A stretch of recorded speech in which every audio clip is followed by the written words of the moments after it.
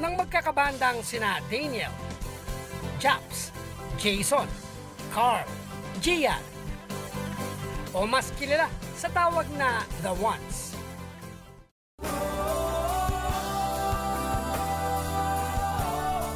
Nagmula sila sa iba't ibang lugar.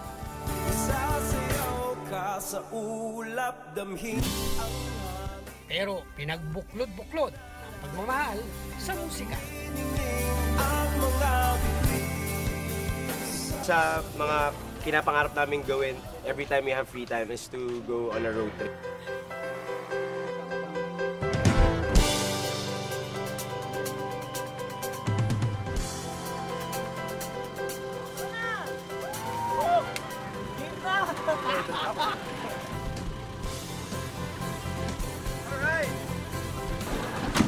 Kaya nga maski sa kanilang road trip, hindi raw pwedeng mawala ang sound trip.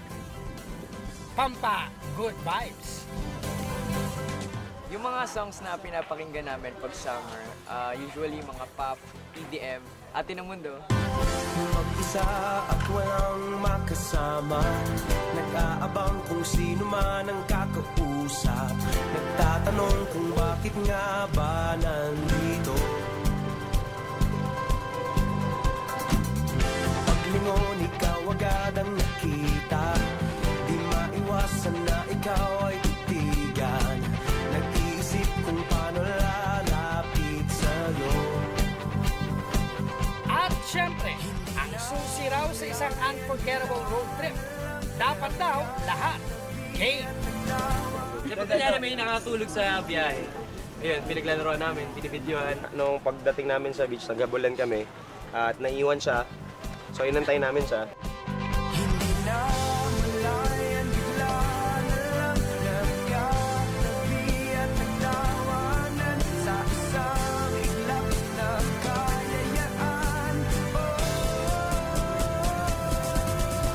Sumayaw, kasabay ang masaya na tutugan itaas ang kamay at sabay magtatalunan. Ikaw at ako parang atin ang mundo.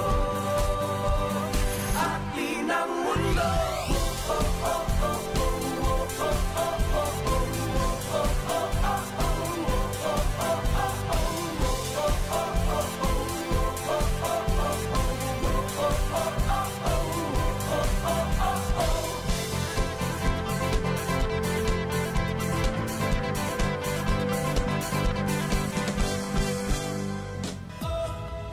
Matapos ang masayang road trip, narating na rin ng The Ones ang kanilang destinasyon,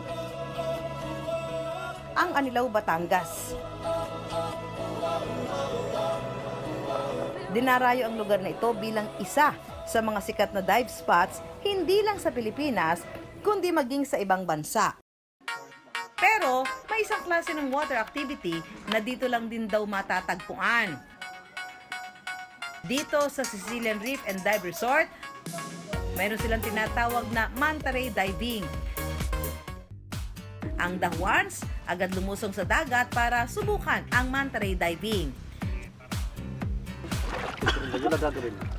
Hindi naman po siya delikado.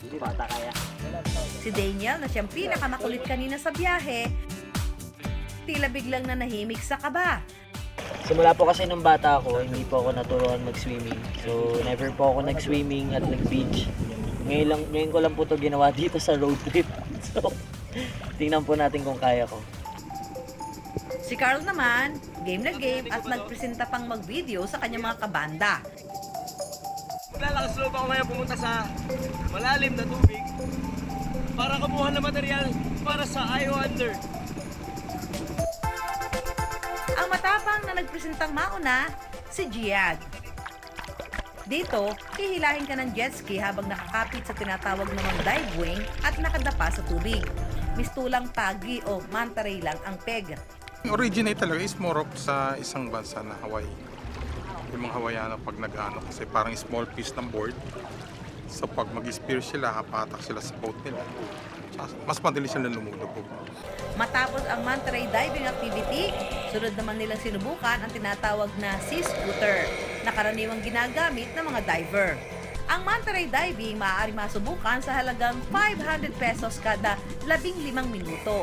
Ang sea scooter naman, 500 pesos din sa loob naman ng 20 minuto. All in all, yung Batangas road trip namin ay sobrang saya. Parang, di ba, usually sa barkada meron nagpapatawa, merong nagbibigay ng mga rules. Yung music, siya yung nagbibigay ng good vibes sa'yo.